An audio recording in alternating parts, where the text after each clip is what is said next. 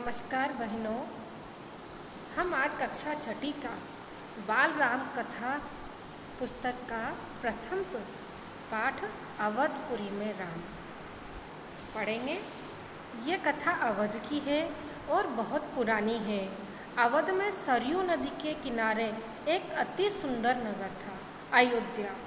सही अर्थों में दर्शनीय, देखने लायक, भव्यता जैसे उसका दूसरा नाम हो। अयोध्या में केवल राजमहल भव्य नहीं था, उसकी एक एक इमारत आलीशान थी। इमारत यानी बिल्डिंग।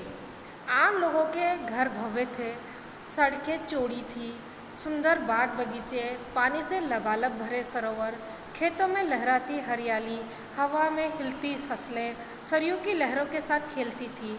अयोध्या हर घर से संपन्न नगरी थी। सरयू नदी थी, यहाँ लिखा हुआ है सरयू की लहरों के साथ, यानी अयोध्या में जो नदी बहती थी उस नदी का नाम था सरयू नदी। अयोध्या हर तरह से संपन्न नगरी थी। संपन्नता कोने अंतरे तक बिखरी हुई, सभी सुखी, सब समृद्ध। दुख और विपन्नता को अयोध्या का पता नहीं मालूम था, या उन्हें नगर की सीमा में प्रवेश की अनुमति नहीं थी। पूरा नगर विलक्षण था, अद्भुत था और मनोरम। उसे ऐसा होना ही था। वह कौशल राज की राजधानी था। राजा दशरथ वहीं रहते थे। उनके राज में दुख का भला क्या काम। राजा दशरथ कुशल योद्धा और न्यायप्रिय शासक थे। महाराज अज के पुत्र, महाराज रघु के वंशज, रघुकुल के उत्तराधिकारी। रघुकुल की रीति नीति का प्रभाव हर जगह दिखाई देता था। सुख समृद्धि से लेकर बात व्यवहार तक लोक मर्यादा का पालन करते थे, सदाचारी थे। पवित्रता और शांति हर जगह थी, नगर में भी, लोगों के मन में भी। राजा दशरथ यशस्वी थे, उन्हें किसी चीज़ की कमी नहीं थी। राज सुख था, कमी होने का प्रश्न ही नहीं था। लेकिन उन्हें एक दुख था, छोटा सा दुख, मन के एक कोने में छिपा हुआ। वह रह रह कर उभर आता था, उन्हें सालता था यानी परेशान करता था। उनके कोई संतान नहीं थी। आयु लगातार बढ़ती जा रही थी। उनकी 3 रानियां थीं, कौशल्या, सुमित्रा और कैकेयी। रानियों के मन में भी बस यही एक दुख था, संतान की कमी। जीवन सुना सुना लगता था। राजा दशरथ से रानियों की बातचीत प्राय इस विषय पर आकर रुक जाती थी। राजा दशरथ की चिंता बढ़ती जा रही थी।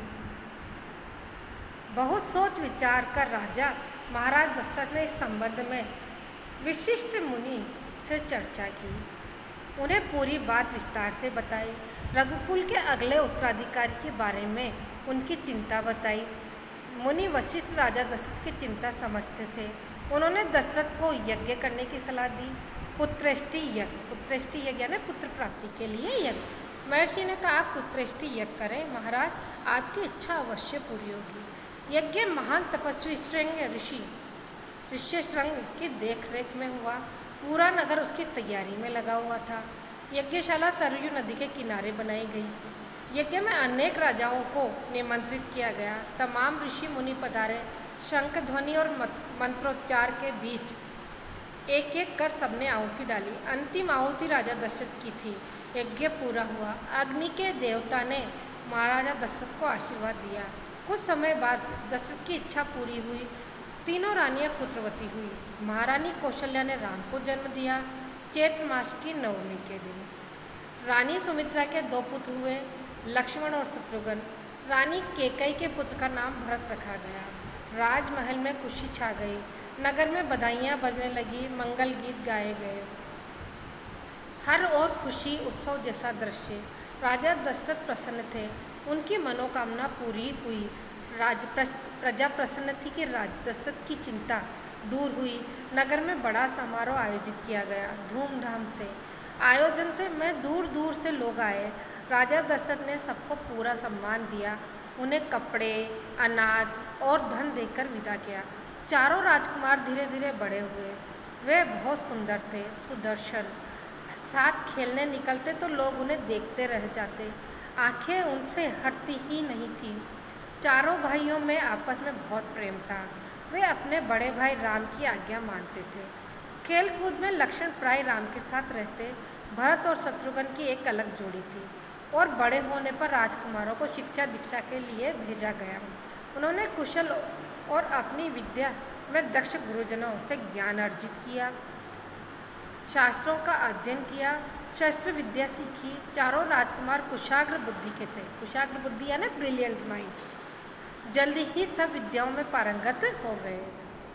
राजा राम इसमें सर्वोपरि थे।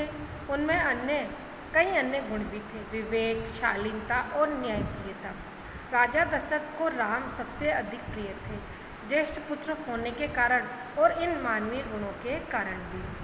राजकुमार कुछ और बड़े हुए, विवाह योग्य। दशरथ में उनकी चर्चा होने लगी।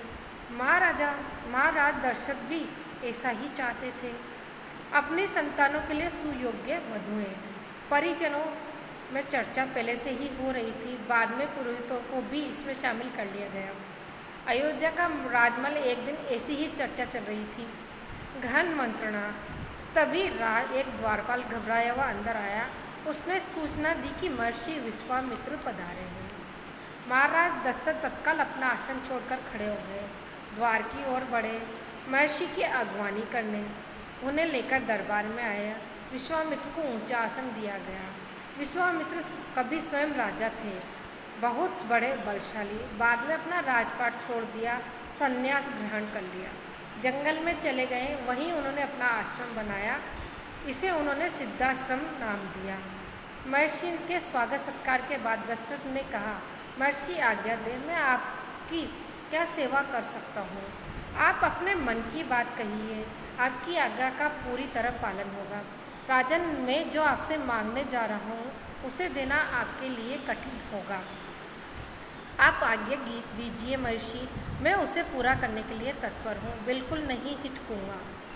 मैं सिद्धि के लिए एक यज्ञ कर रहा हूँ।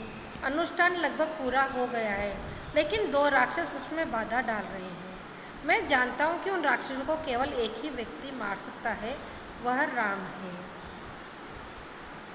आप अपने ज्येष्ठ पुत्र को मुझे दे दें ताकि यज्ञ पूरा हो।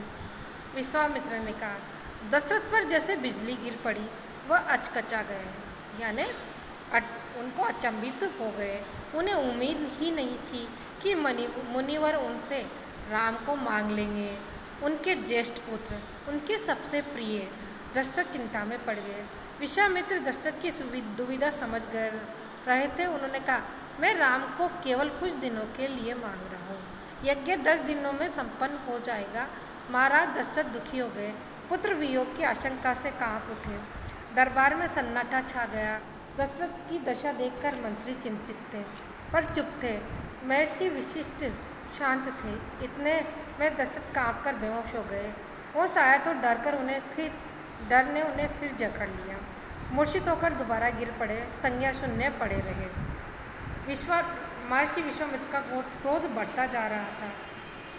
दरबार सशंकित था, किसी अनिष्ट की आशंका से।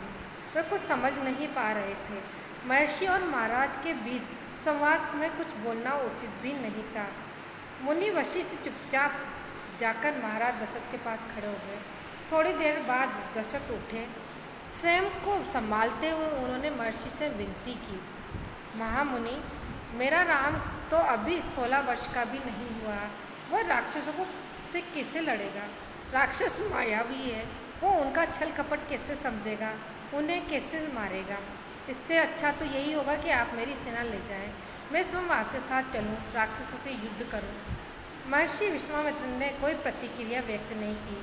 क्रोधित थे पर उसे व्यक्त नहीं कर रहे थे। उन्हें अपने यज्ञ के नियम याद थे। क्रोध करने से यज्ञ खंडित हो जाता, अनुष्ठान अधूरा रह जाता। मैं राम के बिना नहीं रह सकता महामुनि, एक पल भी नहीं। आप राम को छोड़कर जो चाहे मांग लें, उसे मत ले जाइए। मैं राम को नहीं दूंगा, बिल्कुल नहीं। वह मेरे बुढ़ापे की संतान है, मैं उससे बहुत प्रेम करता हूँ। महर्षि का क्रोध भभक उठा। दरबार, मंत्रीगण और ऋषि मुनि सख्ते में आ गए। आप रघुकुल की रीति तोड़ रहे हैं राजन, वचन देकर पीछे हट रहे हैं। ये बर्ताव कुल के विनाश का सूचक है। आप जानते हैं, मैं स्वयं दुष्ट राक्षसों को संहार कर सकता था, लेकिन मैंने संन्यास ले लिया है।